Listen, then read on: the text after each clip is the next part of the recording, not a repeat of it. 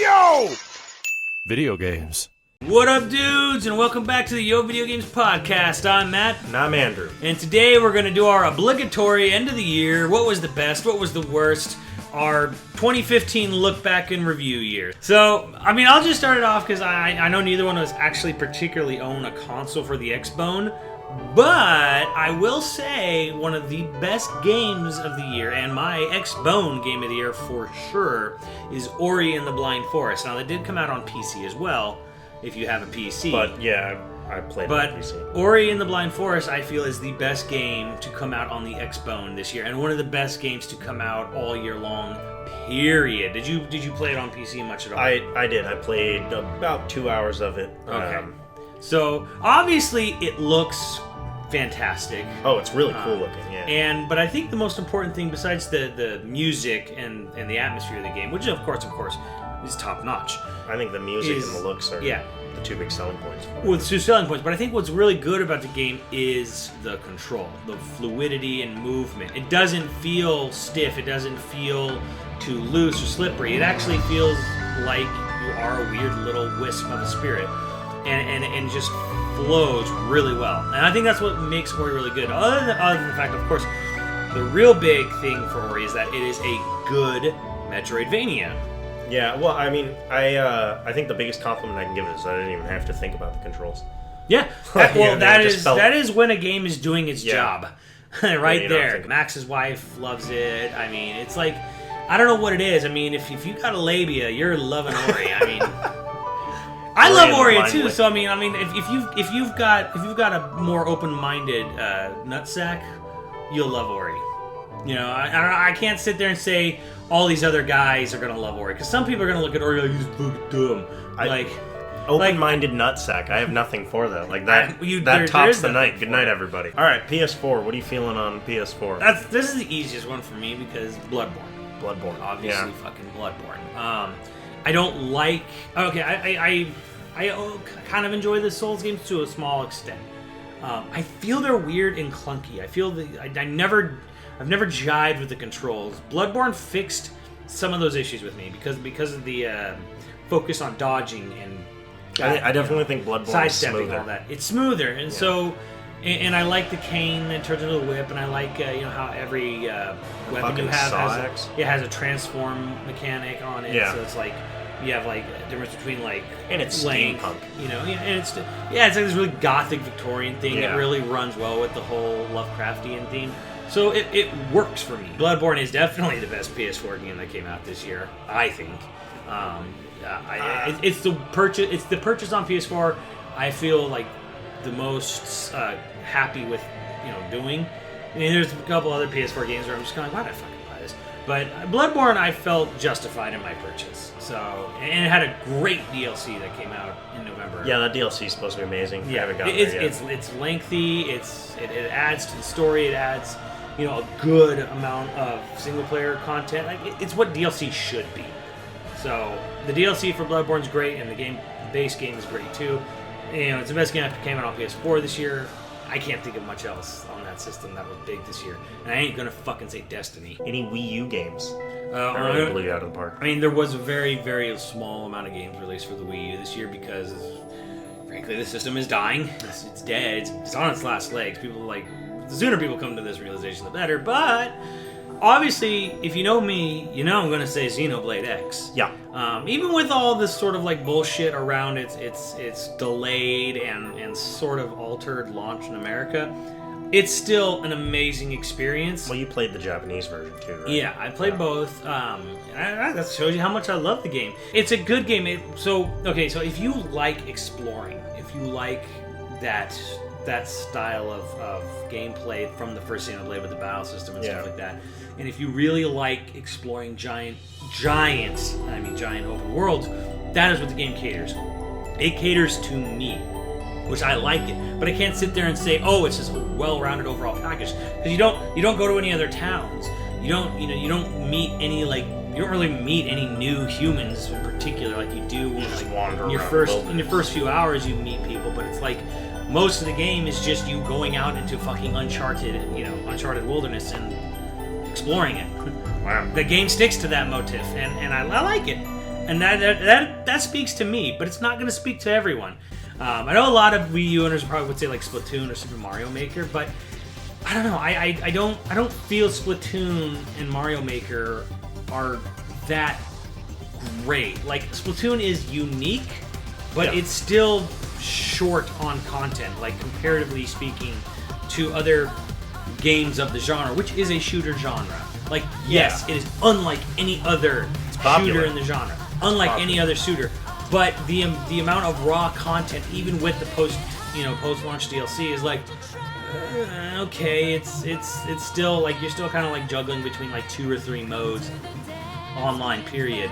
And as I think one review pointed out really well, it's a game that rewards teamwork, but gives you no actual way to communicate with your team. Yeah, that's weird to me. So I'm like, I'm sorry, I can't overlook Nintendo's fucking like caveman level like online restrictions. I mean, it's hard for me to overlook shit like that. And Mario Maker, while good, is 2 problems I have with Mario Maker. Is that one, it's kind of something that's existed like on the PC. People have made like Mario edits for fucking ever. And 2, the other problem is that you realize that when you don't have any developer-made levels and you give it in the hands of other people, as talented and creative as they are, you basically get a lot of levels that play themselves, that play a song as you kind of like scroll through them, and you get a lot of just either too easy or just ridiculously hard levels. Like you just get like these are not even fun. These are just asshole level challenges. Like you gotta just realize that they're not balanced well because, frankly, not everyone is a fucking level designer. Yeah, not everyone's a level So when you give in the hands of everyone, you get this sort of fucking like hodgepodge, like shit thrown at the wall, like random assortment of levels. And they've tried to improve it since launch, but like it's still a little annoying to search levels. Like you can't just like type in. I don't know if you can now, but at launch you couldn't just type in a name of a level and then it would do like an auto search, like a Google search for it. You had to like know the code of the level itself. Yeah, I don't think you can. You could do a random search of different difficulties. Why is Nintendo so bad at online? I don't know. So I don't know. They're a bunch of fucking Cro-Magnons just sitting there like slapping a keyboard when it comes to netcode. I don't know. My biggest disappointment this year was fucking Star Fox Zero. Now, I realized the game didn't even come out this year, got delayed, but I feel the damage and the disappointment's been done. Because after, an amazing conference by Sony and whatever, like Nintendo kind of just, they came to E3 with, that was their big game, and it's just basically a fucking remake of 64. Again, like it's not, but it is. And it's like this huge waste of fucking Platinum's time, because they've said flat out, Platinum is only there to help us with like the assets and like, the graphics. Like we're doing all the planning at Nintendo EAD. So for whatever fucking reason, like Miyamoto got in his head, like it's so fucking interesting to fucking be able to twist the turrets with the tablet while you're playing the game. Isn't that so cool? You could use the cockpit on the screen, and it's like big fucking deal. Like otherwise than that, it's the same goddamn game. You go down to Corneria, you fly over the ocean, you go to the city, you avoid the robots throwing the buildings at you, and then you go through some arches, and then you fight a thing at the end of the game. And then it's like, then you have the same levels where you're on the desert planet with the tank, and then the space station. It's like, but maybe allegedly, it's not exactly, it's not a 1-to-1 remake. It's not Star Fox 64 3D like that game. But it's basically like they don't know what the fuck to do with Star Fox. So they basically just gave us another Star Fox game that looked like a fucking up-res GameCube title. I can't believe you're using Platinum Games, the guys who made fucking Bayonetta 2. Yeah. You're not letting them run wild with a Star Fox game. You basically just have them like finish up your shitty ideas, which are hardly even new. It's like, here's an idea we had on the Super NES and we just didn't release it, and here's like a half-assed attempt at using the dumb gamepad.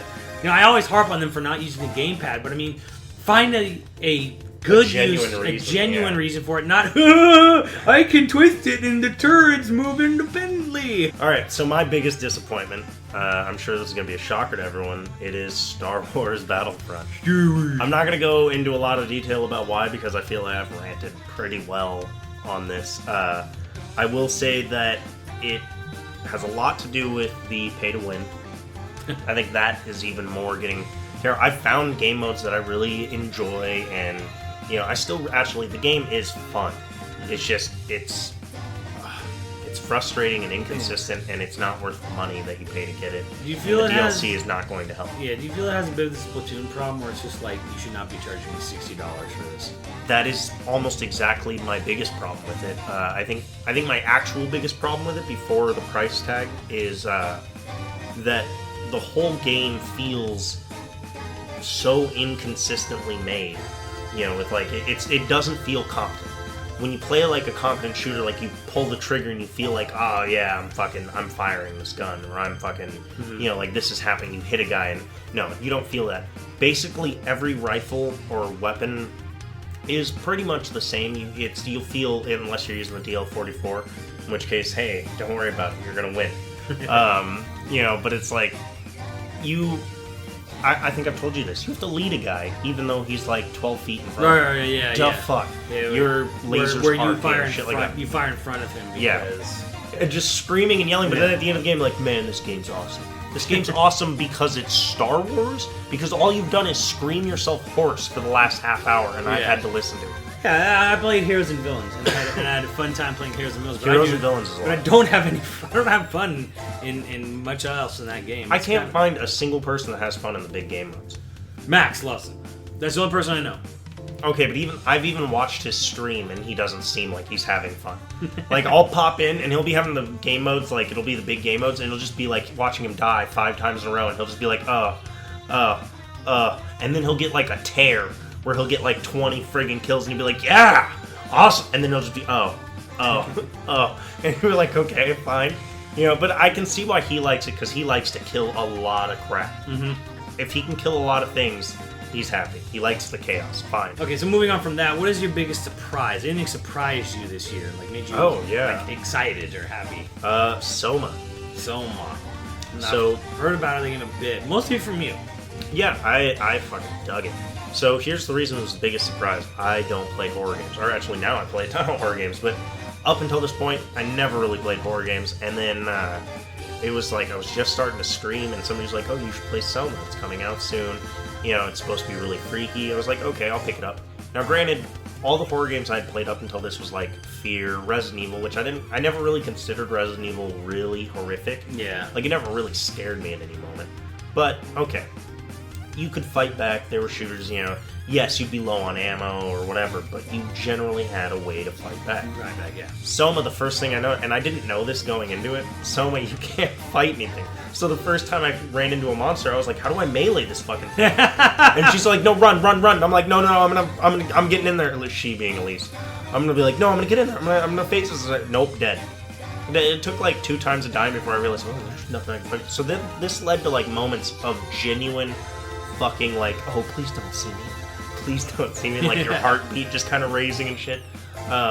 The atmosphere in the game is amazing. For me, the biggest surprise was Sony's Triple Threat E3 press conference, where they started it with Last Guardian, which I was almost convinced was canceled. Like I was like, like Shigeru Yoshida needs to like shut up or put up.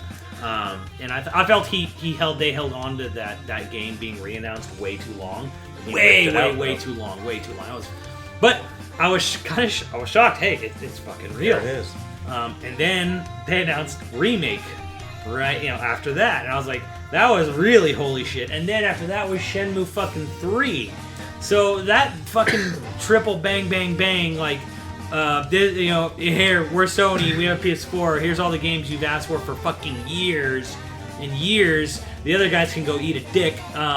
Good night, everybody. Like they just unzipped and were just like thud. Thud. There you go. Poker game. Yeah, it was kind of like watching 2 like drunk freshmen kind of like having like a penis sword fight, and then like Sony comes in and he's how like, many drunk freshmen have you watched? He's have this a big penis giant sword like this big giant big black Sony PS4 comes in and just goes thud, and he just goes, now you all shut the fuck up. And then that was it. And that was E3 in a nutshell. Finally, a report comes out in Japan's biggest newspaper. No, he fucking left today. And then like later that day, like he made an announcement with like one of the big wigs at Sony, making a Sony game. And I'm just like, that seems right. Yeah. That was kind of like Sony's last bit of like, when like after you've had a good nutting and there's like a little bit, there's like one last drop. Just rubbing the tip right across. That one last drop out is just kind of like showing to the rest of the game. Oh yeah, by the way, we snatched Kojima. Just like that last bit, just for that last like insult on the face of Microsoft and Nintendo. Microsoft just crying a little bit in the corner.